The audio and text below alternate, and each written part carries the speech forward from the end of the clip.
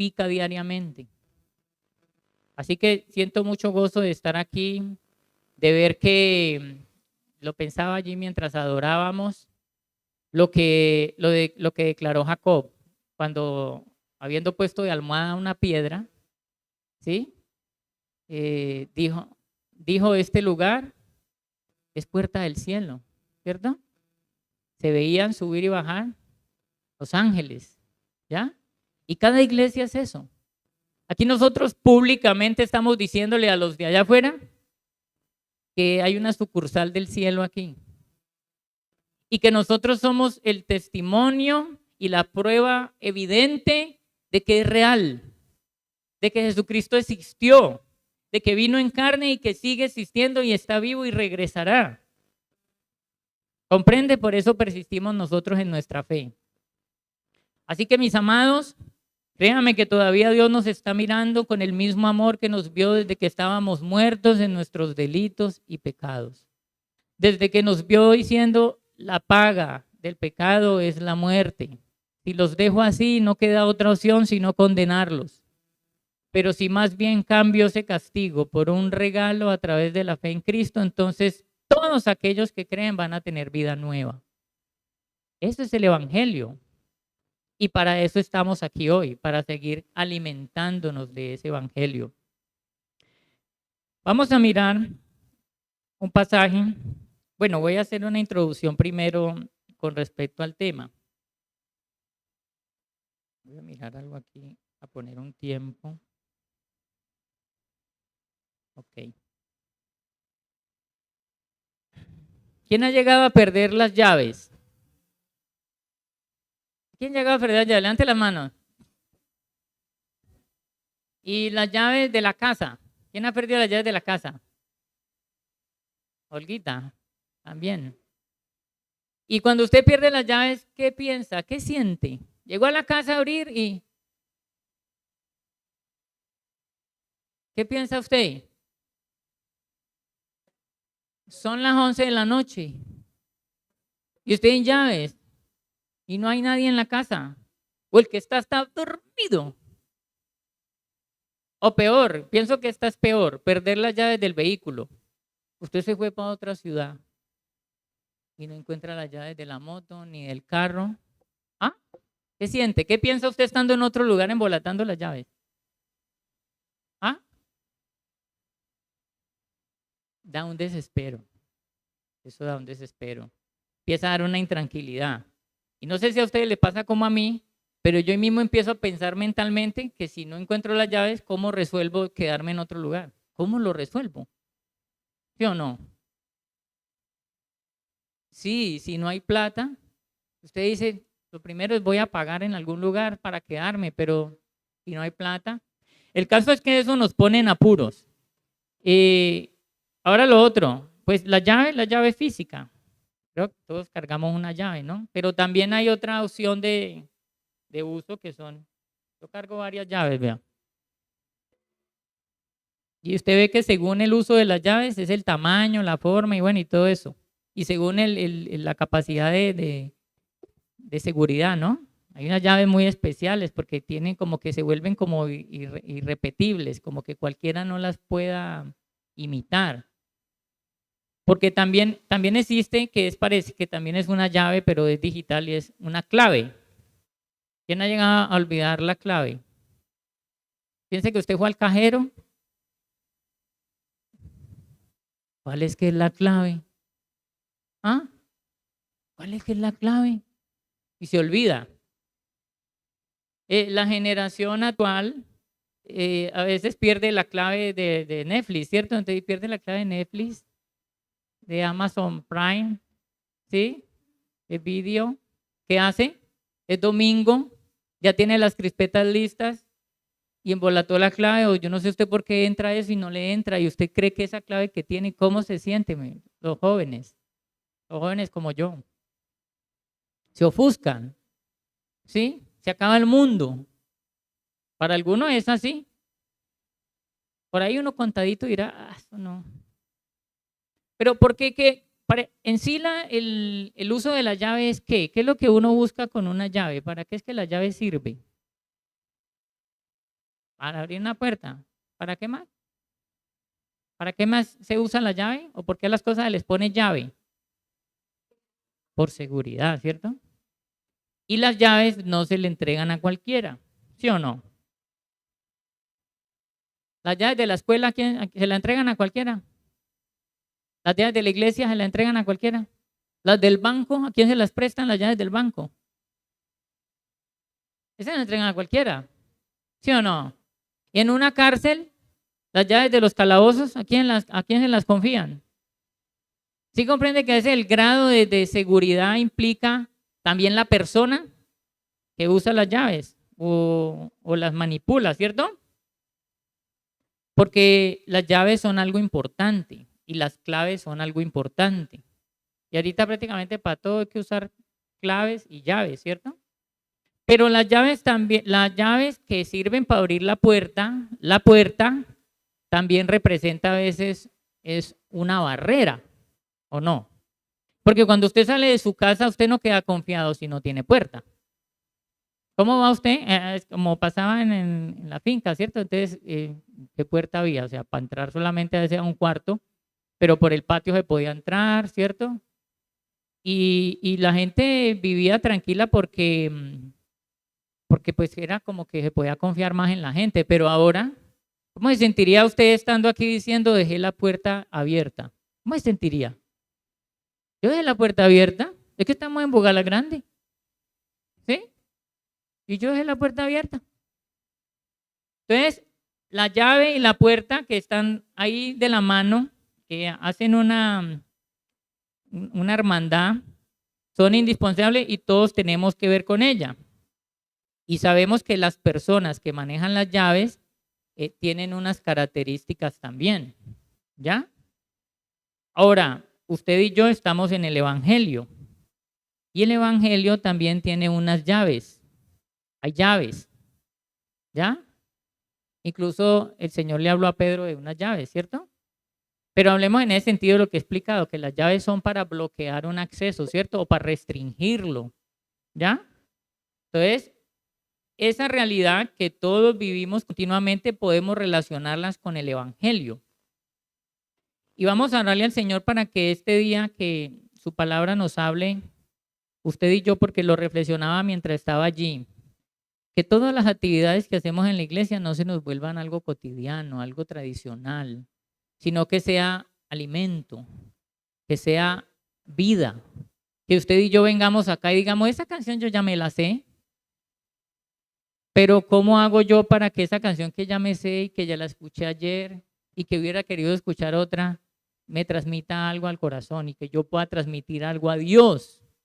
Que yo venga acá y diga, ay, ayer vine y hoy también, pero bueno, toca. No, que usted diga, aunque toca, yo voy a saber qué me llevo de aquí hoy valioso. Y eso es un ejercicio que cada uno tiene que hacer, que tiene que luchar contra sí mismo, contra su naturaleza humana, ¿cierto? Porque si no se nos vuelve todo esto una tradición. Y lo dejamos todo en cuestiones de vocabularios, de ropa y de prohibiciones. Y el evangelio es más que eso, ¿ya? Es más que comida y bebida, ¿cierto? Y es más que palabras, es poder. ¿Comprende? Y resulta que usted y yo somos los escogidos de esta generación. ¿Quiénes son los escogidos de esta generación? ¿Cierto? Cada uno de nosotros. ¿Va a venir alguien del futuro a salvar esta generación? ¿Del pasado? Los responsables de esta generación somos nosotros. Y si somos los responsables de esta generación, tenemos que prepararnos para ayudar a esta generación. Por eso estamos aquí también, porque cada venida a la iglesia es una preparación. ¿Ya? Usted y yo tenemos que ver la vida de iglesia también como una capacitación permanente, una actualización de los métodos. Eso es súper fundamental. ¿Han visto que ahora con las redes sociales usted encuentra todo tipo de preparaciones de comida? ¿Sí? Y platos que se hacen cada vez más rápidos y más sencillos, pero muy decorados, bueno, todo eso. Que da ganas de ir a esos lugares que promocionan, ¿sí o no? Porque usted ve el plato y ya como que sabe. ¿Comprende, mi amado? Vamos a orarle al Señor y que el Señor nos ayude con la esperanza de que el Señor nos quiere ayudar. Padre, aquí estamos. Otra vez diciendo, Dios, te necesitamos. Tú eres el Dios poderoso, fuerte, el Dios de amor, el Dios que promete y cumple. Gracias, Señor, porque otra vez venimos al encuentro contigo y tú estás presente, Señor. Bendecimos nuestra vida, la vida de cada familia, la esperanza que cada uno tiene en su corazón y te rogamos que seas tú derramando como agua de lluvia, Señor, sobre nuestra vida y que haya tierra fértil para que tu palabra que germine, que el grano de trigo caiga en tierra y muera para que dé mucho fruto y que podamos dar fruto al 30, al 60 y al 100 por uno, Señor, porque nos dejamos guiar de ti y nos hacemos instrumentos útiles en tus manos, Señor. Te lo pedimos en el nombre de Jesús. Amén. Mis amados, bueno, esto está muy cerca de Andalucía, ¿cierto? Pero ¿qué pueblo es mejor? ¿Andalucía o Galagrande? ¿Andalucía? ¿Quién dijo Andalucía? ¿Qué pueblo es mejor? O Galagrande, decía, esto es lo mejor. Mañana predico ¿no? de Johnny. No, Bugalagrande es un excelente pueblo, ¿sí? La gente es culta, amable, ¿cierto? Las calles son limpias, ordenadas, yo eso lo noto. Las pocas veces que paso y que uno a veces me meto por esta vía para salir a la otra al cementerio, uno detalla ese tipo de cosas, ¿ya? Es un pueblo especial, pero es un pueblo con una necesidad espiritual grande, ¿cierto?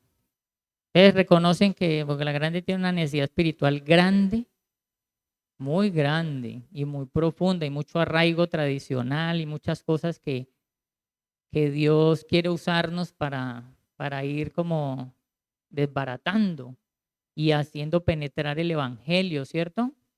Entonces, bueno, ya dijimos, Bugalagrande es lo mejor, ¿cierto? Es lo mejor. ¿Qué cualidades tiene Bugalagrande que usted diga lo mejor por esto? Tranquilo. Es pueblo bulloso, ¿cierto? Hay pueblos bullosos. Y algarabía todos los días son domingo. ¿Ya? ¿Qué más tiene Bugalagrande bueno? Limpio, limpio. Eso como organizaron a la estación antigua, eso quedó hermoso. Eso es muy lindo. Bueno, vamos a hablar algo. El tema yo lo he titulado así, las llaves del amor. Las llaves del amor. Las llaves del amor. Yo he puesto por ahí una fotico. El hermano la pudo mirar, no. Y yo la he mandado por el WhatsApp solo por mostrar la fotico para tener una idea de las llaves del amor, cómo son y dónde las venden, ¿no? De pronto se consiguen, sí. Entonces, vamos a hablar hoy de evangelismo. ¿Consideran que el evangelismo es importante? ¿Por qué razones es importante el evangelismo? Dígame. ¿Ah? Es importante evangelizar. ¿Por qué? Porque estamos anunciando buenas noticias. ¿Qué más? La gente necesita acercarse a Dios. Y creo que todos lo entendemos, ¿no? De hecho, a veces hasta la gente a la que uno le habla de eso en la calle, ellos entienden que acercarse a Dios sería bueno, pero se niegan. La gente suele decir que no, ¿ya? Pero la tarea nuestra es crecer en ese ejercicio, ¿ya? De poder ayudar a la gente a llegar al evangelio y para eso hay que prepararnos en evangelismo. Entonces, hoy vamos a tratar de vamos a lograr buscar que se nos vuelva cada vez más importante el evangelismo. ¿Cómo se nos tiene que volver el evangelismo?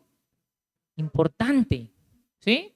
Importante no solo de boca, ni solamente de pensamiento, sino de actos. Que se note que es importante para nosotros el evangelismo, ¿ya? Entonces, buscando, vamos a encontrar unas llaves del amor y vamos a hablar de un pasaje que creo que todo el mundo conoce, que está en Juan, capítulo 4. Juan, el Evangelio de Juan, capítulo 4, y es cuando Jesús se encontró con la mujer samaritana. Es un pasaje, a mí me fascinan los pasajes donde Jesús habla, tiene diálogos personales, porque revelan tanto de su persona y revelan tanto de su habilidad de llegar a la gente y revela tanto del amor por la gente. O sea, ¿qué persona le quedaba grande a Jesús? Ninguna. ¿Quién se encontró con Jesús que dijera, no, ese se acercó a Jesús y salió peor de lo que estaba? Siempre salían confrontados. Los que le recibieron salieron gozosos. ¿Ya? Pero entonces dígame si no hay que aprenderle a Jesús acerca de evangelismo. Hay que aprenderle. Él tiene la clave. Él tiene la llave. Él tiene las llaves de eso. ¿Quién tiene las llaves? Cristo. Cristo tiene las llaves. Entonces, voy a empezar a leer el pasaje. Sí, creo, la mayoría lo conoce, ¿no? ¿Quién no ha llegado a leer a Jesús y la Samaritana? Todos lo hemos leído, ¿cierto? Bueno, entonces voy a ir hablando del pasaje a medida que explico, porque el Señor nos va a dar las llaves. Pero como le dije que las puertas también son barreras, entonces vamos a hablar de llaves y barreras. Porque imagínense una persona que está secuestrada, como en una casa muy grande, muchas habitaciones, muchos pisos y sótano y todo eso. Y cada pasillo tiene una barrera, porque están asegurándose de que esa persona que está secuestrada no salga de allí, ¿sí o no? Pero imagínese que la persona que esté secuestrada 6 meses, lo duro que es estar en un secuestro, de repente por una ventanita vea que el que vigila dejó caer las llaves y no se dio cuenta y por ese huequito pudo lograr cogerlas. Prácticamente en esas llaves está su esperanza, ¿cierto? Decir, tengo las llaves. Pero como son varias puertas y hay llaves diferentes, toca como empezar a... Y la sensación que da el producir ruido con las llaves, cuando el que está vigilando para que no se escape, ¿cierto? Es complicado. Pero en las llaves está la llave. Ahí está la clave, en que podamos tener las llaves. Entonces vamos a empezar de esto así, dice. El versículo 1, Juan 4, Juan capítulo 4, y dice, cuando pues el Señor entendió que los fariseos habían oído decir, Jesús hace y bautiza más discípulos que Juan, aunque Jesús no bautizaba, sino sus discípulos. Salió de Judea y se fue otra vez hacia Galilea. Jesús se fue de un viaje, ¿sí? Y era necesario pasar por Samaria. Vino pues a una ciudad de Samaria llamada Sicar, junto a la heredad que Jacob dio a su hijo José, y estaba allí el pozo de Jacob. Entonces Jesús, cansado del camino, se sentó así junto al pozo, y era como la hora sexta. ¿Qué hora es la hora sexta? ¿Qué hora es? ¿Qué hora es? Mediodía. Era mediodía. ¿Por qué? Porque ellos decían la hora sexta del día es el día, lo que está de día, no lo que está de noche. Entonces, de 6 de la mañana empieza el día. Y la hora sexta del día viene siendo las 12. ¿Ya? Y la hora undécima viene siendo las 5 de la tarde. Entonces usted a veces encuentra esas realidades dentro de los pasajes porque en ese tiempo era el día, lo que se ve de día. De 6 a 6 de la tarde era el día. Lo otro era la noche. Nosotros llamamos día a las 24 horas. Entonces era como la hora. Entonces Jesús iba, ¿en qué iba? En ese viaje. Caminando a mediodía con un verano de estos. Y se sintió como cansado y se sentó junto al pozo. Ahora dice que pasa por Samaria y para que tengamos un contexto de esto, los samaritanos, ¿quiénes eran? ¿Cómo llamaban para los judíos los samaritanos qué eran? Perros, gente despreciable. ¿Sabe por qué? Porque se acuerda que hubo 12 tribus de Israel, ¿sí? Pero que esas tribus, cuando recibieron la tierra prometida, pidieron rey. Y el primero que pidieron por rey fue Saúl. Luego vino David. Luego vino Salomón, ¿cierto? Y a Salomón lo vino a reemplazar su hijo Roboán. Pero Roboán le puso muchos impuestos a la gente por a causa de sus consejeros. Y entonces el reino llegó a un punto donde se dividió. Y esas se quedaron 2 tribus con la línea de David y las otras 10 tribus se fueron con Jeroboam. Y entonces, por la desobediencia de ese pueblo, entonces Dios permitió azotarlos con los enemigos de alrededor. A los 10 tribus los dispersaron los asirios, unos pueblos tan malos que cogían a la gente, le quitaban la piel, le echaban sal, sacaban los ojos, torturaban a la gente y dispersaban a los pueblos. Y a las otras 2 tribus las tomó en cautiverio. Lo último que le pasó fue en Babilonia, ¿sí? Entonces, cuando esas 10 tribus fueron dispersas, ellos terminaron, eran pueblo de Dios, pero terminaron mezclándose con esos pueblos de alrededor. Y en esa mezcla de raza y de color y de cultura también cogieron las tradiciones religiosas. Entonces, adoraban en parte a Dios, pero adoraban también ídolos.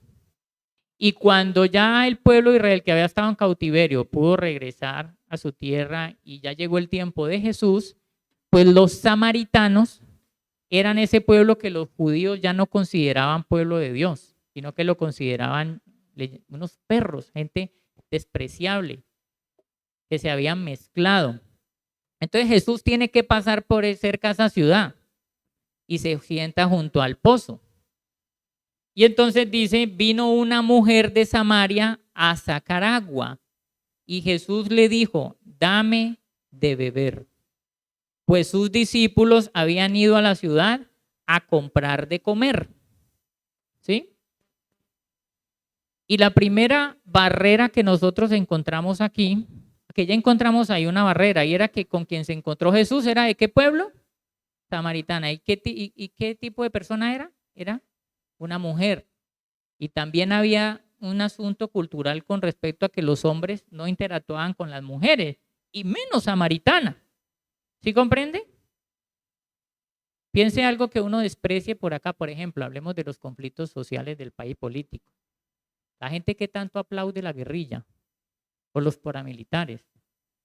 Y si usted viera que yéndose a la montaña encuentra una persona de grupos armados y un familiar suyo está bien contento jugando parqués con él y haciendo, ¿cierto? Usted como que se extraña, porque dice, ¿y ese qué hace juntándose con esa gente? ¿Será que es de ellos? Son cosas que le vienen a la mente a la gente. Entonces, digámoslo así, que ese era el escenario. Entonces, la primer barrera que nosotros tenemos que superar o que Jesús demuestra que Él supera es que encontrándose aún con esa mujer, Él le pide algo. Oiga, peor, le pidió que le ayudara. ¿Qué necesitaba Él de ella? Agua. Y esa primer barrera es la barrera de las necesidades personales. Que usted y yo siempre tenemos necesidades personales, pero a cualquiera no le pedimos ayuda. ¿O sí? Primero muerto que sencillo. ¿Sí o no? ¿Qué tal yo ir a humillarme? Y a veces ese tipo de conflictos es entre familia. Le dice, hay problemas de que uno sin trabajo en el hogar, y entonces dice, no, dígale a su hermana que nos... No, ¿yo creo que yo le voy a pedir? Yo no me voy a ir a humillar. Teniendo una necesidad. No lo hacemos, pero Jesús superó esa barrera, ¿cierto? En el caso de Jesús, Él tenía cansancio, tenía sed, ¿ya? Pero usted y yo podemos tener a veces nuestros afanes, bueno, nuestras prioridades y todo ese tipo de cosas. Y es lo que yo quiero que usted y yo empecemos a identificar, decir, bueno, ¿esto qué tiene que ver conmigo? ¿Cómo encaja esto con mi vida? ¿Ya? Entonces yo le puse un pero a este asunto. Entonces dije, pero, aunque Jesús estaba cansado, usó una llave. Y usó la llave de la necesidad común. Oiga, ¿cuál era la barrera? La necesidad personal. Él tenía sed. Él iba a Caragua. Y Jesús saltó esa barrera, ¿cómo? ¿Cómo abrió esa puerta? ¿Cómo empezó a sacar a esa persona del calabozo? Usando una llave. Y es que todos reconocemos que nos da sed. ¿Sí o no? ¿A quién no le da sed? Ya me empezó a dar sed. Estoy aquí, ya me empezó a dar sed. Solo de hablar de sed. ¿Comprende?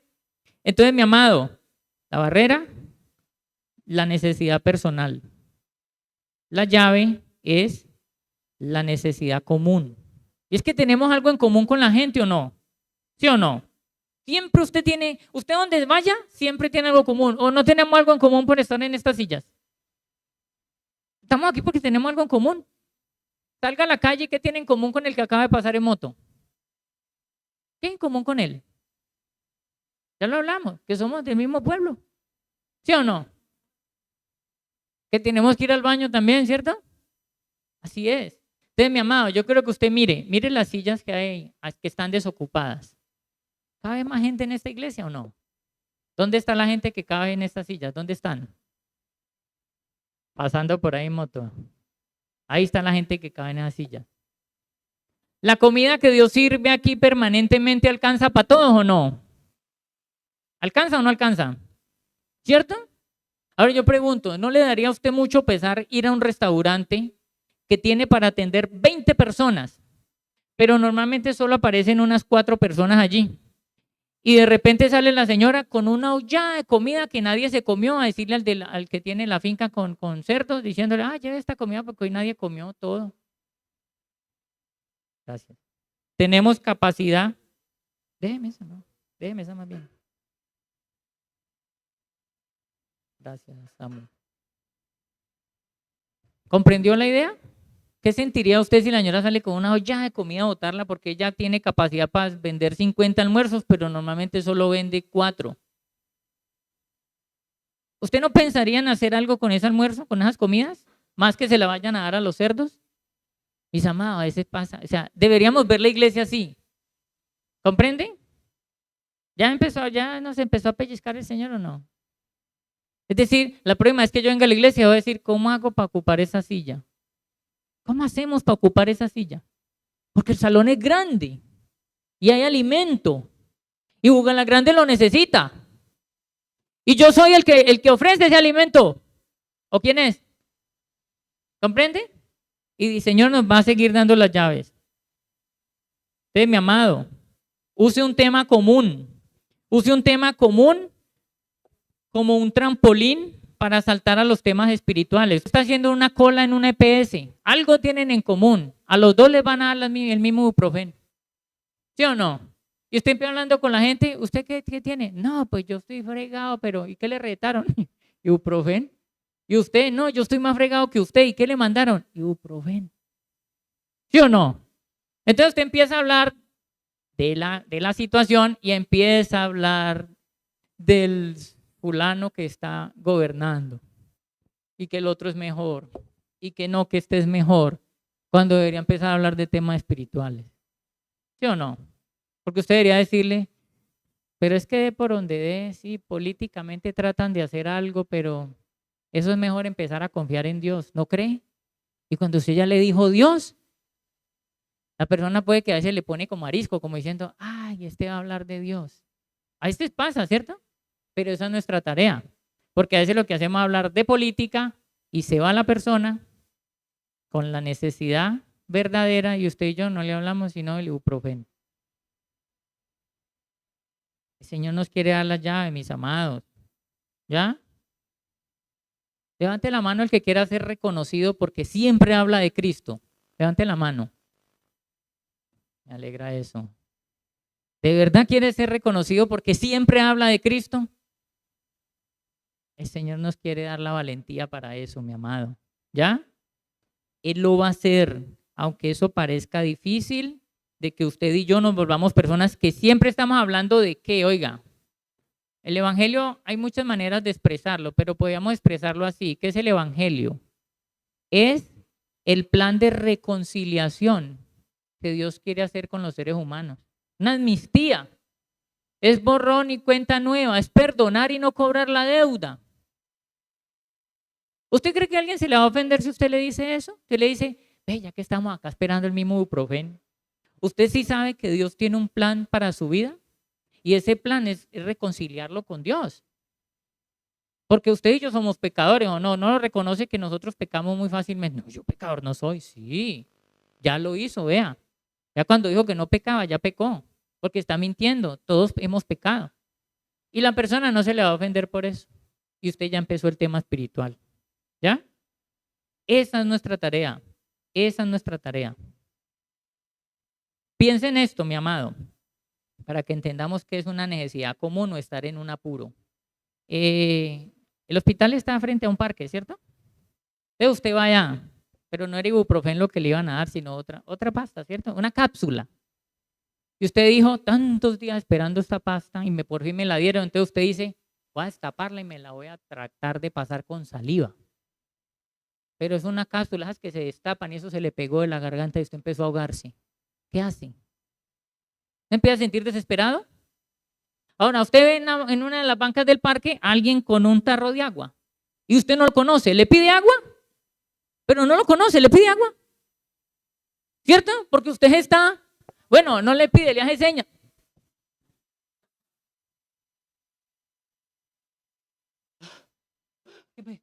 Es que estaba esperando tantas pastas que yo dije, no, me la tomo de una vez porque la necesito. Y era una cápsula y se me destapó en la garganta y me estaba ahogando. Y el que estaba con el agua dice, ah, no, tranquilo, lleve el tarro. Y de pronto usted tiene COVID, lleve el tarro de una vez. Y le da el tarro, ¿cierto? Y usted ni lo conocía.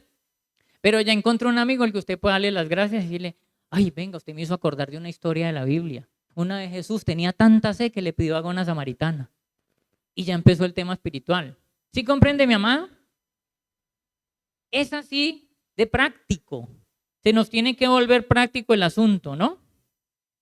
Pero en contraste, ¿qué pasó con los discípulos? Jesús estaba junto al pozo hablando con la samaritana y los discípulos, ¿qué estaban haciendo? ¿Comprando? Comida. Porque a mediodía es el solazo y el camino largo y uno en comer.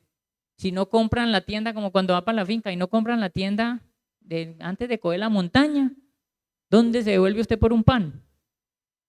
¿Ah? Y empieza a haber frío de arriba y usted con cafecito y un pan para comer. ¿Comprende? Entonces, ellos estaban comprando pan y Jesús estaba evangelizando a la samaritana. Entonces dice por acá en el versículo, voy a leer en el versículo 9. La mujer samaritana le dijo,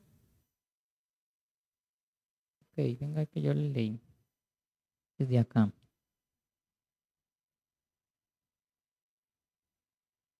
Le dice la mujer samaritana a Jesús, el versículo 9, ¿cómo tú, siendo judío, me pides a mí de beber que soy mujer samaritana?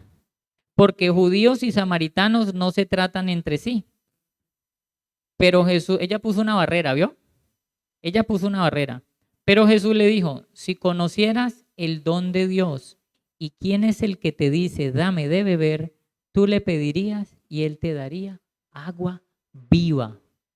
¿Sí vio donde Jesús presentó el tema espiritual? Él le pidió agua del pozo, pero le ofreció a ella, ¿qué? Agua viva. ¿Cuál era el agua viva? Él, la fe en él. ¿Sí comprende? Él saltó al tema espiritual.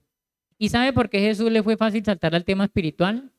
Porque Jesús vive convencido que la verdadera necesidad de las personas es esa necesidad espiritual. Y a veces usted y yo nos toca a alguien en la puerta y usted dice, a despacharlo rápido. Sí, hasta luego, que Dios lo bendiga. Y es que Dios lo mandó para que usted lo bendiga.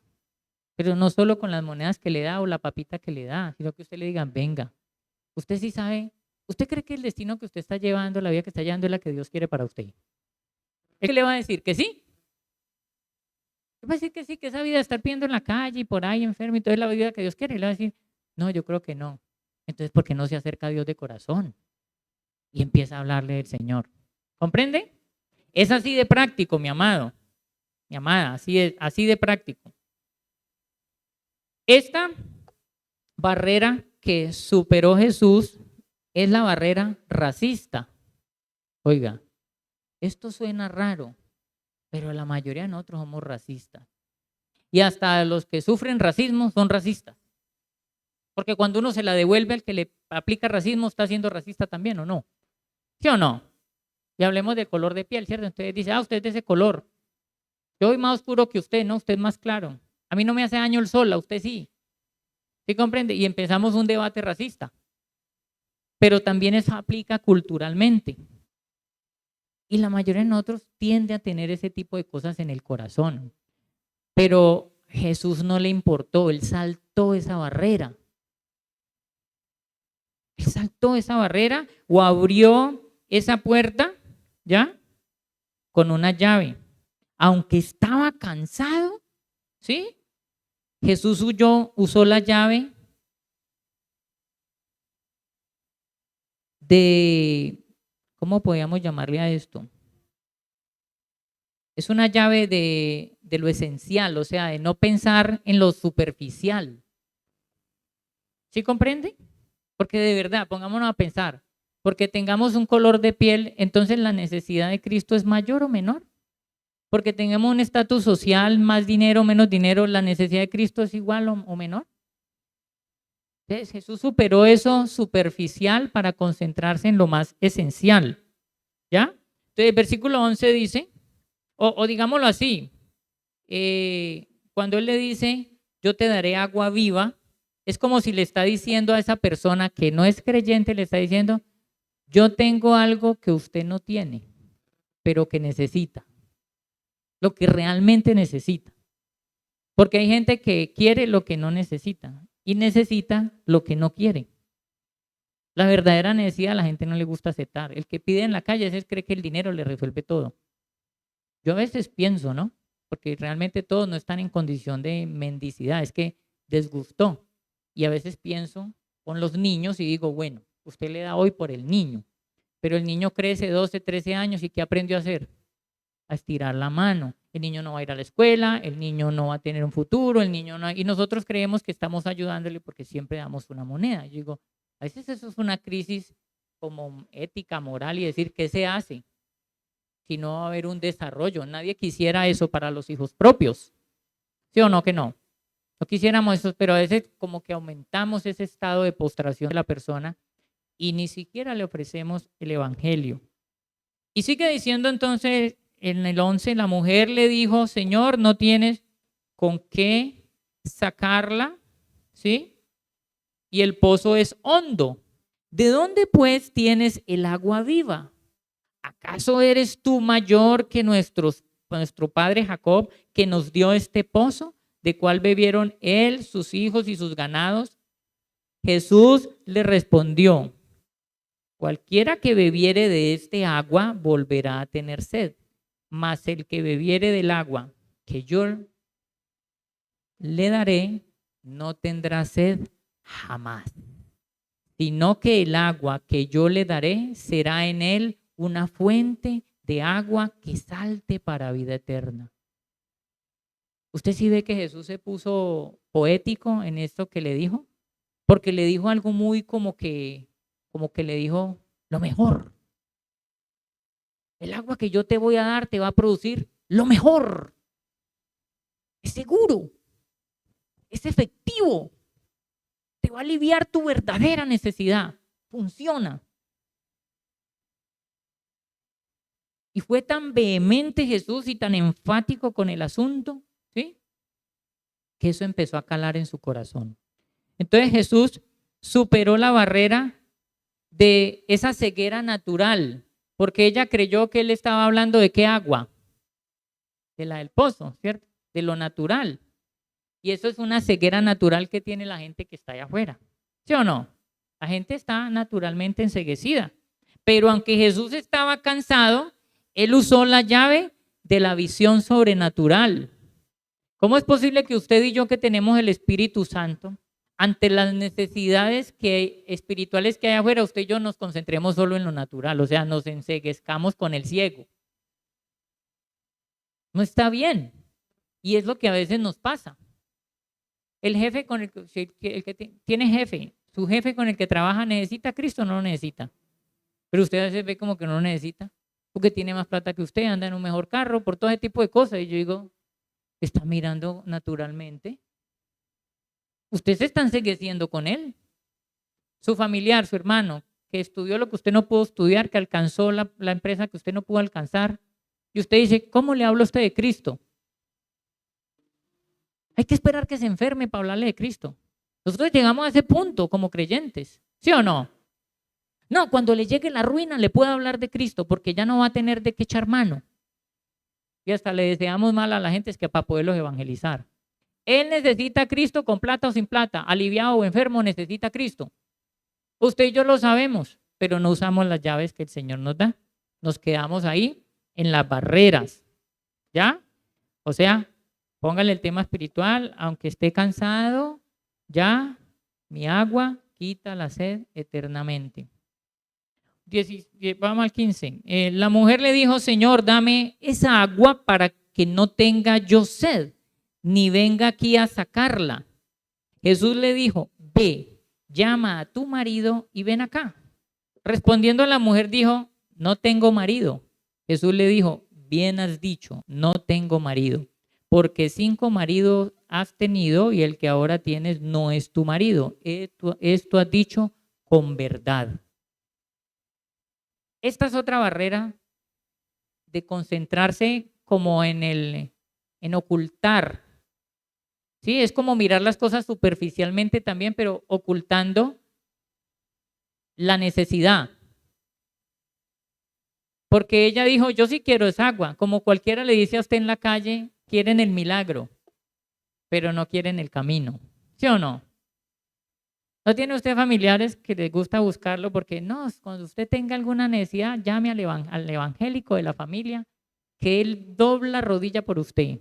Mientras usted está aquí viendo Netflix, hace crispetas, sienta a comer, yo tengo un primo que ora y eso ayuna y todo eso. Y usted es feliz que porque Dios lo está usando.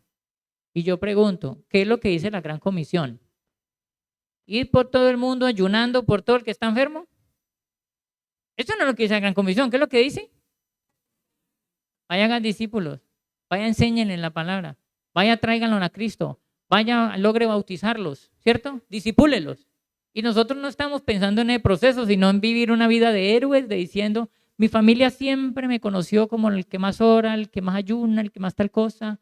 ¿Cuántos se convirtieron de su familia? Ninguno. Pero oré por ellos. Mire cómo tengo las rodillas, hermano. ¿Sí comprende? Entonces es nuestro corazón que nos engaña de esa manera, pero no es el anhelo de Dios. Yo a veces le digo a mi esposa, bueno, ¿qué tal si nosotros empezamos a coger, peleando por la familia y le digo, y lo he hecho, vea que si puedo orar, sí, venga, oremos de una vez, oremos. Pero a la vez yo voy a orar y cuando yo ore y termine de orar, le voy a enseñar unas claves de oración. Porque si usted se va a la casa a orar de corazón, así parecido como llore, Dios lo escucha. Y cuando Dios lo escuche, Dios le va a hablar. Y cuando usted escucha a Dios, usted se va a enamorar de Dios. Y cuando usted se va a enamorar de Dios, le va a gustar el camino por el que yo voy. ¿Le parece coherente eso? Hay que ayudarle a la gente a acercarse a Dios. Hay que ayudarle a la gente, ¿ya? Así que Jesús superó esa barrera con la llave de la confesión. Ella quería tapar el asunto, pero el Señor le dijo, no, hay pecado y hay que confesar. Pero como era el Señor mismo, le hizo confesar. Le ayudó a la confesión, ¿cierto? Dijo, tu debilidad y tu camino de pecado es este. Y eso es lo que hay realmente en tu corazón. Confiesas tus pecados, serás perdonado, porque Dios no quiere castigar, sino perdonar. 19 dice, le dijo la mujer, Señor, me parece que tú eres profeta. Nuestros padres adoraron en este monte y vosotros decís que en Jerusalén es el lugar donde hay que adorar. ¿De qué le estaba hablando Jesús? ¿De que ella tenía qué? Pecado. Que ella tenía pecado, ¿cierto? Cuando dijo que quería el agua viva, él le dijo, pero es que tienes pecado. ¿Y ella qué dijo? Ay, sí, Señor, lo que pasa es que el primero me engañó, el otro me pintó pajarito en el... No le siguió hablando del pecado, le cambió de tema. ¿Sí o no? Mire que ella empieza diciendo, ay, me parece que eres profeta. Nuestros padres adoraron en este monte y vosotros decís que es en Jerusalén el lugar donde se debe adorar. Jesús le dijo, mujer, créeme que la hora viene cuando ni en este monte ni en Jerusalén adoraráis al Padre. Vosotros adoráis lo que no sabéis. Nosotros adoramos lo que sabemos, porque la salvación viene de los judíos. Mas la hora viene y ahora es cuando los verdaderos adoradores adorarán al Padre en espíritu y en verdad. Porque también el Padre tales adoradores busca que le adoren. Dios es espíritu y los que le adoran en espíritu y en verdad es necesario que le adoren. ¿Sabe que Jesús le recalcó el tema de atrás? Y era que ella estaba en un camino de pecado. Y en ese camino de pecado no era asunto de adorar aquí o allí. Era adorar con un corazón santo. Y ella no lo tenía, o sea, y no se trataba de ser samaritano o no. Y le pasa como nos pasa a nosotros con la gente de la religión tradicional.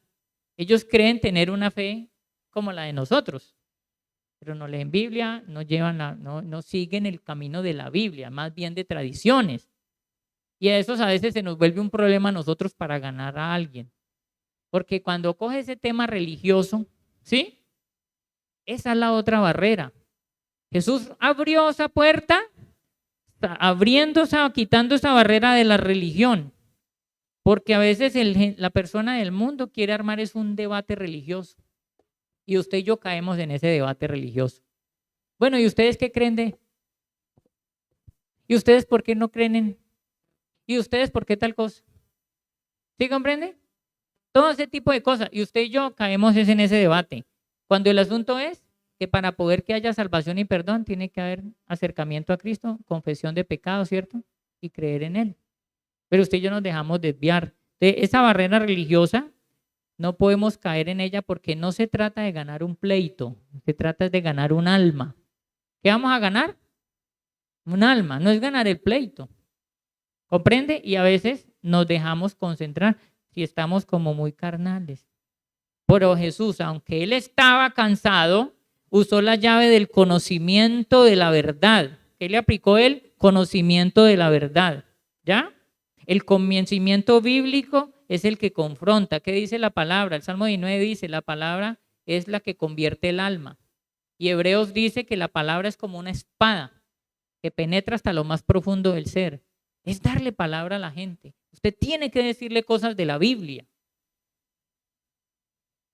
Tiene que decirle versículos de la Biblia. Porque esa palabra es la que le va a confrontar a él.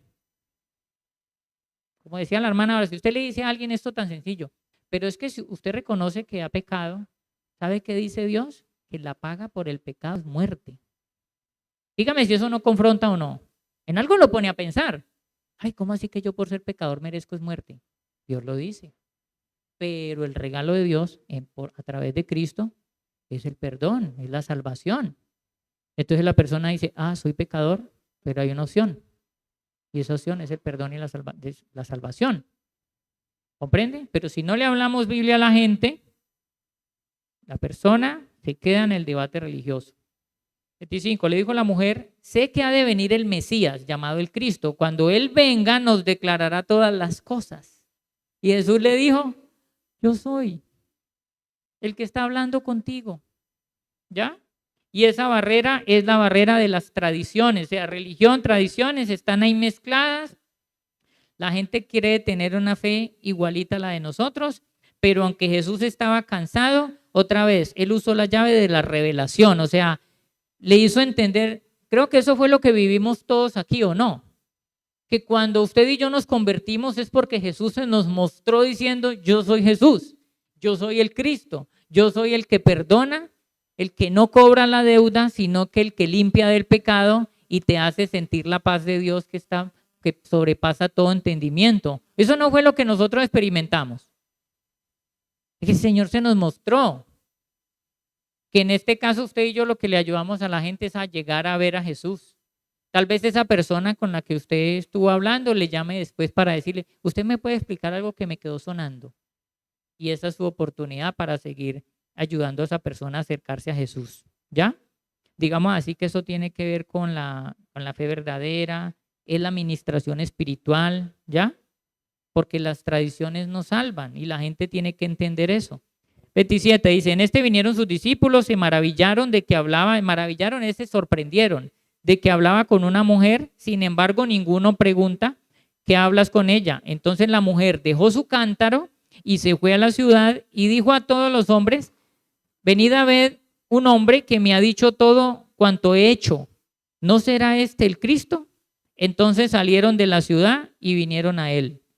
Esa es la expresión de evangelismo más extraña que yo he visto, porque ni siquiera habló con seguridad. Solo dijo, ese que me encontré allá, de pronto es el Cristo. Yo pienso que la mujer iba tan transformada ya en su semblante que la gente vio y dijo, esa que llegó no es la misma. Esa es la del cántaro, lo que siempre iba por agua, pero no parece. Está como reavivada, como, no sé, como que parece que ya no tuviera problemas. ¿Comprende? Tal vez fue eso, eso yo lo supongo. Supere la barrera de los entrometidos. Mire, aquí los entrometidos los discípulos. Él está en un estado espiritual hablando con ella y ellos llegan es pensando en las cosas naturales, porque como se han ido a comprar, ¿qué? Comida. Llegaron pensando en la comida. A nosotros nos ha pasado, mi esposa y yo tenemos un negocio de ropa y muchas veces ministramos personas allí porque Dios le muestra la necesidad espiritual de la persona, pero usted está en un mostrador y llega otro. Y bueno, dice, cuando llega otro del mundo y no entiende las cosas que usted está haciendo, pero cuando llega otro evangélico y no se percata que está ahí lloriqueando, mocoseando y que todos estamos administrados y llega a hablar de otras cosas. ¿Usted siguió el partido de ayer? Ay, me da unas ganas de cogerlo a pellizcos.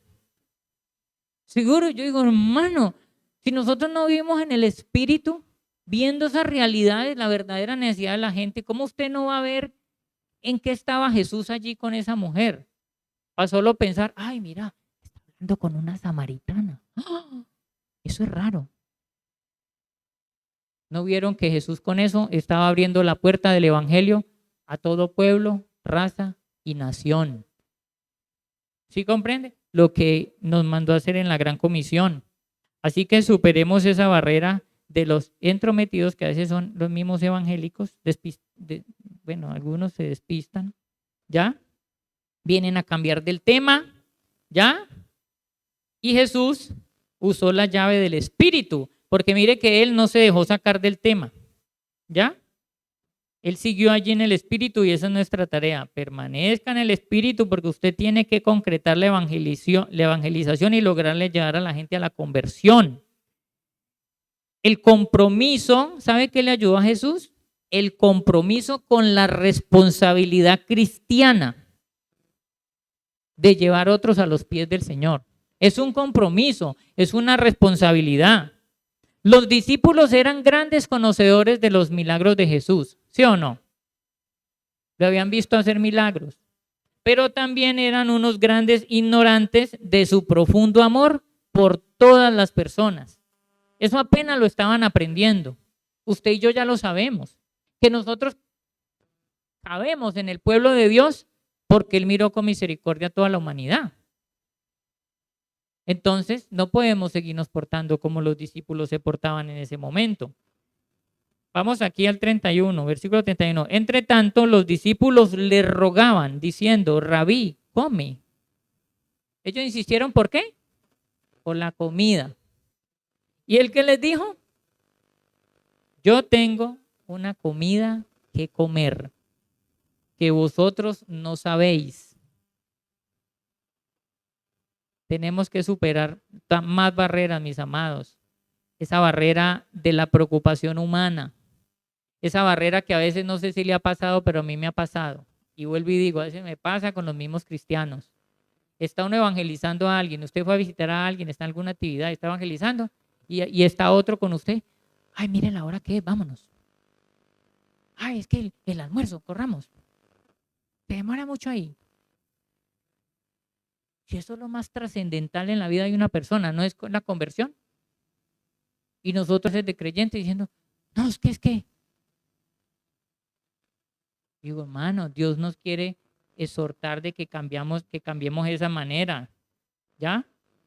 Aunque Jesús estaba cansado, Él usó la llave de la responsabilidad. Y esta llave sí que es poderosa, o sea, como que ya nos va dejando ver la luz, la responsabilidad. Muchas cosas se hacen no porque uno quiere. La sociedad hoy se está volviendo así. Por eso ahora tiene tanta lidia con la gente, con los trabajadores. Una vez escuché decir a una empleada cuando la contrataron, pero venga, le pregunto algo, ¿a usted la pueden regañar? Depende. Y yo dije, depende. Ah, no, ya no sirve. Porque si no le puede decir, va, si eso no lo ponga allí, acomódelo allá. No se le puede decir así acá, sino que como ellos quieran hacerlo. Acá no se puede usar el celular. Ah, no, entonces yo no puedo trabajar. Y con los hijos y los muchachos se lidia mucho con ese tipo de cosas. ¿Y yo por qué tengo que comer eso y no me gusta? Se nos volvió todo como ahí, lo que me gusta, lo que no me gusta. ¿Y la responsabilidad del compromiso dónde queda? ¿O es que usted y yo como padres vamos y trabajamos y nos sacrificamos porque es muy rico trabajar 16 horas? No, que tenemos una responsabilidad. ¿Comprende? Y hasta en eso tenemos que cambiar la generación de nosotros y la que viene detrás de nosotros, los jóvenes. Porque si no, no llegamos a donde tenemos que llegar con la responsabilidad delante de Dios. Mis amados, ¿cuál era el trabajo de Jesús? ¿Qué trabajaba Jesús? ¿En qué? En evangelizar, en ganar almas, en llevar el mensaje del arrepentimiento y el perdón de pecados. ¿Y cuál era el trabajo de los discípulos? ¿Cuál era el trabajo de ellos? El mismo trabajo. Pero como tenían hambre, llegaban pensando en preocupadísimos por el Señor porque no había almorzado. ¿Y él qué les dijo? Yo tengo una mejor comida que esa. Oiga, piense en ese sentido. Que usted sea capaz de decir, hoy se me pasó el almuerzo 2 horas porque como estuve evangelizando a alguien. Ah, pero ¿qué? Comamos a las 3 de la tarde. Ganamos un alma. Qué rico llegar a eso. Póngase en su corazón que usted pueda llegar a expresar eso y decir, se me atrasó el almuerzo, pero ganamos un alma. A veces cuesta hasta plata ganar un alma o no. Cuesta tiempo, plata, se les acomoda su agenda, pero a ese nivel tenemos que llegar, mis amados, a ese nivel tenemos que llegar. No pensar tanto en nuestras necesidades personales, sino en el hambre, porque ellos creyeron que Jesús se sentía como ellos. Pero Jesús estaba, como dijo al comienzo, con hambre y sed de justicia. ¿Sí o no? Hambre y sed de justicia es lo que nosotros tenemos que estar promoviendo. 33 dice, entonces los discípulos decían unos a otros, ¿te habrá alguien traído de comer? Jesús les dijo, mi comida es que haga la voluntad del que me envió y que acabe su obra. Cuando Jesús le dice esto, está superando una barrera que es como de la incertidumbre. Como que a veces usted está haciendo cosas espirituales, pero usted no sabe qué tanto está trabajando espiritualmente dentro del Espíritu Santo dentro de la persona. ¿Sí o no? Hay personas que usted les predica que usted dice, yo no sé si creería, pero está pasando algo espiritual. Y los discípulos estaban concentrando todavía en lo natural. Él les estaba hablando con parábolas y ellos entendían como que estaba diciendo, otro me trajo comida. Aunque Jesús estaba cansado, él usó la llave del compromiso. Y ya le dije, compromiso, responsabilidad, que van de la mano. Jesús tenía un compromiso con su llamado y con su misión de anunciar la reconciliación con Dios. El versículo 35 dice, póngale cuidado que aquí ya Jesús empieza a exhortarlos a ellos, vean, porque son los discípulos. Dice, usted no decís vosotros, aún faltan 4 meses para que llegue la siega, que era recoger el trigo, ¿cierto? He aquí, os digo, alzad vuestros ojos y mirad los campos, porque ya están blancos para la siega, y el que siega recibe salario y recoge fruto para vida eterna, para que el que siembra goce juntamente con el que siega, porque en esto es verdadero el dicho, uno es el que siembra y otro es el que ciega. Yo os he enviado a cegar lo que vosotros no labrasteis. Otros labraron y vosotros habéis entrado en sus labores. ¿Sabe qué estaba hablando Jesús? Que él ya veía lo que estaba pasando con los samaritanos. Eso es mucha fe, ¿o no? Que usted esté evangelizando algo y diga, yo confío, Señor, que tú le hayas hablado.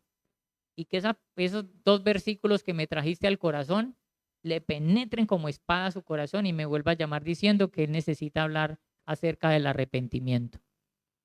Porque el evangelismo no es una actividad trivial. Eso no es, no, pues yo ya lo evangelicé. No, tiene mucho de espiritual y tiene mucho de nuestra fe. Hay que superar esa barrera de esas circunstancias que era obvio que los cultivos, no sé, ¿cuándo sabe uno que un cultivo de algodón está para coger? ¿Cuándo se pone blanco, verdad? O un cultivo de maíz, ¿cuándo se pone ya para trillar? Cuando la mata ya pone amarilla. Pues si la mata está verde, no la trillan, a no ser que quieran sacar el choclo. Eso eran cosas obvias. Pero Jesús estaba tan en el espíritu que vio obvio que él había penetrado, su palabra había penetrado en el corazón de ella. Y ella traía una multitud de personas que se iban a acercar a la fe. Y, y como lo dice más adelante, ¿cierto? Dice, y yo le digo esto, mi amada, vea, la gente a veces aparenta no estar lista para el evangelio, oiga. La mayoría de la gente aparenta no estar lista, pero eso es una necesidad que hay profunda en la gente.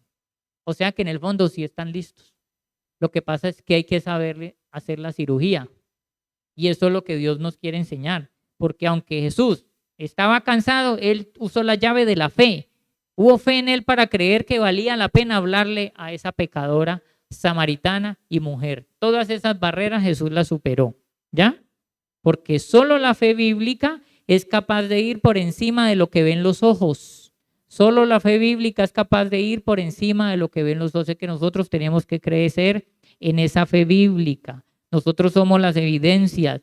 Si nosotros estamos reconociendo que nos estamos acercando a los últimos tiempos y se está aumentando la maldad, es cuando más compromiso deberíamos tener por abrir nuestra boca para decirle a la gente que Jesucristo es el que rescata, que las condiciones sociales van a empeorar, pero que en Cristo hay salvación y hay vida eterna. Mire, mi amado, la necesidad más grande que tienen sus conocidos no es que usted les ayude a entrar a Nestlé, aunque si tiene la posibilidad lo hace, pero esa no es la necesidad más grande. Usted no le resuelve nada por poner a alguien en una multinacional, ¿cierto? O por darle solo un bocado de comida. Si usted no le ayuda a entender de que su verdadera necesidad es entrar en el Evangelio, entregarse a Cristo, entonces usted y yo no estamos llevando bien el Evangelio. Esa es nuestra verdadera necesidad.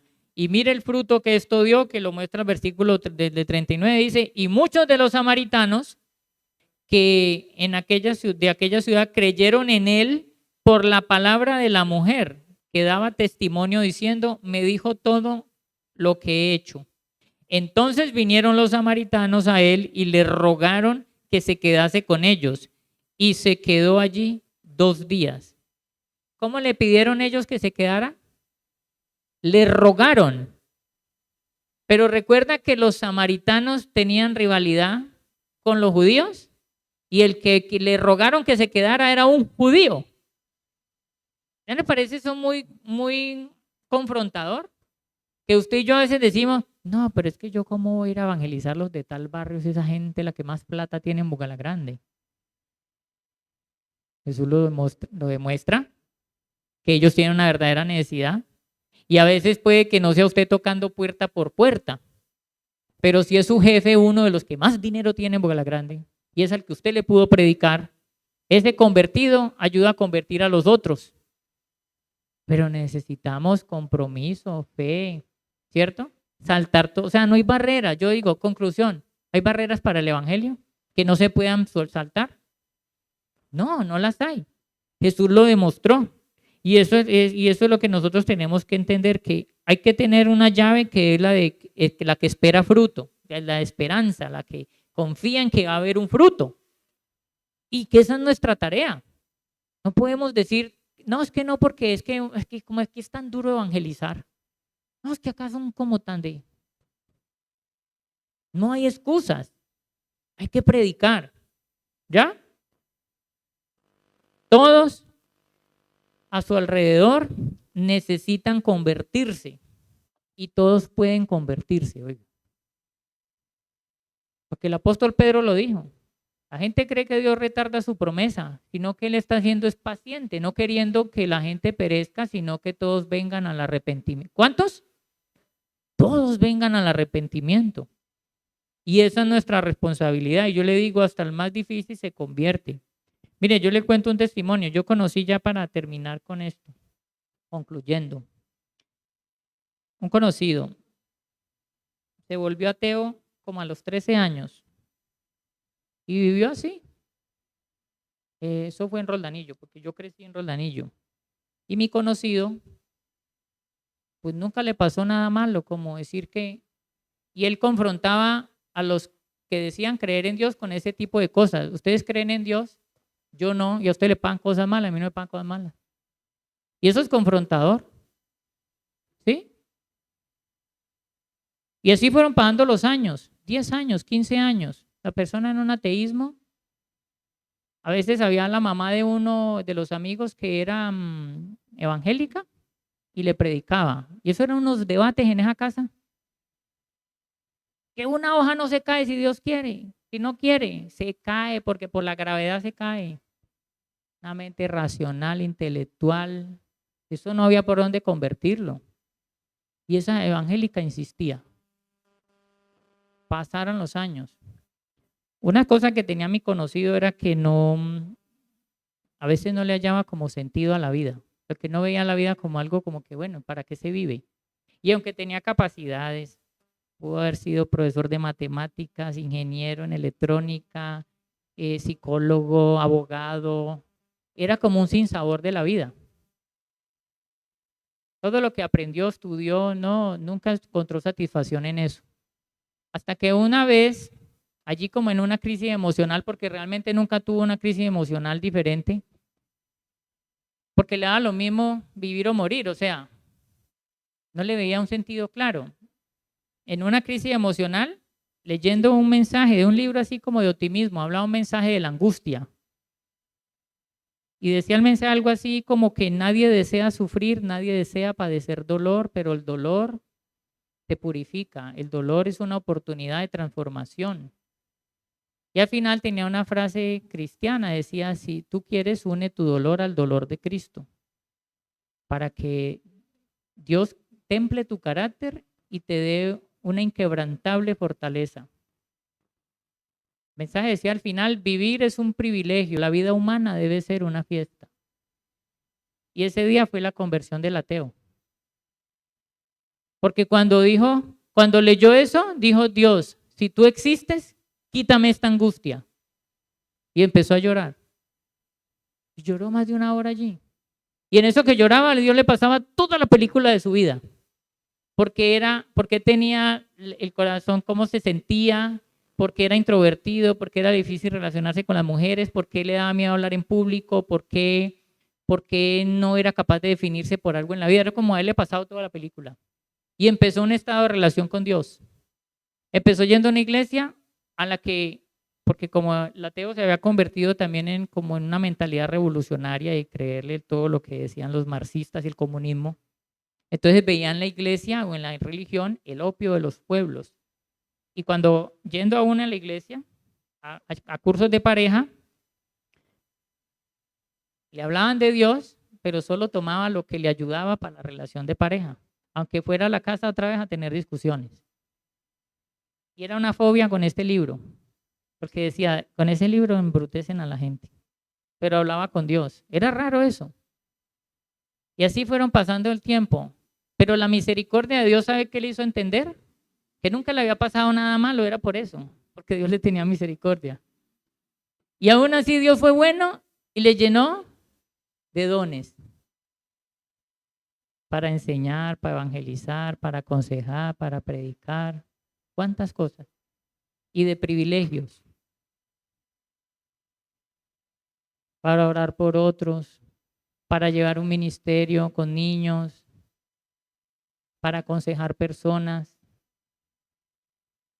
Y uno cree que los ateos no se pueden convertir. Y son tantos los privilegios que Dios le ha dado a esa persona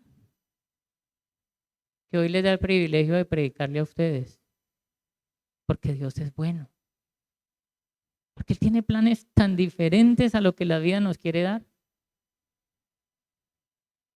Y si uno no valora eso, es que no es lo que ven los ojos, sino lo que la fe cree. que los ateos sí se convierten, que los ricos también necesitan conversión. Y yo no estoy aquí porque yo sepa más. Es porque Dios da privilegios, porque Dios le da a uno un corazón diferente, nuevo. Y eso es lo que ha hecho con cada uno de nosotros. Pero usted y yo a veces parece que tiráramos eso en saco roto. Piense por un momento, mi amado, y que eso sea nuestra administración de hoy. Es que usted y yo estábamos muertos en delitos y pecados. Y piense en esa familia que va a la par suyo y de su edad, que usted diga, un hermano. Ojalá y todos sus hermanos estén convertidos, pero si no lo está, piense en eso. Tengo un hermano que no se ha convertido y yo ya llevo 15 años de convertido. 15 años donde Dios dejó atrás mi vida de pecado y de maldad y me llevó a una nueva vida de santificación. Y está esperando que alguien, porque la creación clama a una, esperando la manifestación de los hijos de Dios. Y usted y yo a veces nos hemos conformado solamente con decir, no, es que la vida de un cristiano es ir a la iglesia. Y cuando piden la ofrenda, pues dar algo de ofrenda. Y cuando hay alguna actividad, ir a esa actividad. Una vida como tan monótona, como tan básica, como no, cuando deberíamos decir, yo voy a entrenar, yo voy a ser mejor, yo voy a hacer allá, voy a aprovechar y voy a regocijarme con mis hermanos. Ellos están allí porque ellos también están sintiendo que necesitamos a Dios, no estamos solos. Nos tiene que cambiar la mentalidad cuando venimos a la iglesia y como cuando salimos y miramos la ciudad, cuando vemos a la gente. Y allí donde usted está, piense en un compromiso, o sea, piense en su corazón si quiere, no está solo, Dios va a hacerlo más que usted. Dios quiere hacer más que usted en este asunto. Pero allí en su corazón diga, Señor, yo quiero llaves, yo quiero esas llaves. Y la primera que quiero, la más segura, es la del compromiso, porque con ese compromiso, una llave que me llene a mí de responsabilidad. Con ese compromiso voy a saltar muchas barreras para llegarle a la gente con tu mensaje de salvación y de amor, porque eso no tiene otro nombre. El evangelio es el amor de Dios hecho persona en Jesucristo. Eso no tiene otro nombre, no es mérito, es amor. El amor que usted y yo recibimos, el amor que no merecíamos, pero que nos alcanzó. Esa es la esperanza. El evangelio es más que una actividad religiosa. Vale la pena gastar la vida para Jesucristo. Tiempo, recursos y vida en Cristo. Es necesario. Reflexione un momento en eso, hermano. Gracias, Señor, gracias, gracias, gracias porque tú obras en nuestro corazón. Gracias porque tu palabra es árbol de vida, como esos árboles que vuelven y vuelve la cosecha y otra vez se llenan de fruto. Cada pasaje de tu palabra, cada versículo, cada enseñanza renueva nuestro corazón y nuestro entendimiento. Yo te ruego que tú escuches la oración de cada uno, la confesión de cada uno, el anhelo de cada uno en este lugar. Que tú nos sigas purificando. Oh Dios, yo te pido que hagas lo que hiciste con Isaías, Señor. Una aparición real, una visión. No sé en la vida de quién, Señor, pero que te aparezca, que te aparezcas. Que toques sus labios con carbones encendidos y pongas tu palabra en él y en ella. Como lo hiciste con Jeremías. No digas soy un niño, porque lo que yo te diga, eso dirás, y a donde yo te mande, irás. No temas delante de ellos, porque te he puesto para arrancar, para derribar, para construir y para edificar. Mira que yo apresuro mi palabra. ¿A quién enviaré y quién irá por nosotros? ¿Quién será capaz de levantarse ir a decirle a este pueblo la necesidad que tiene de acercarse a Jesucristo. Por favor, Señor, úsanos. Úsanos aquí en Bugalagrande, Señor, úsanos. En este lugar todavía caben más personas. En este lugar todavía hay alimento abundante. Tú has puesto pastores dignos de tu rebaño, Señor.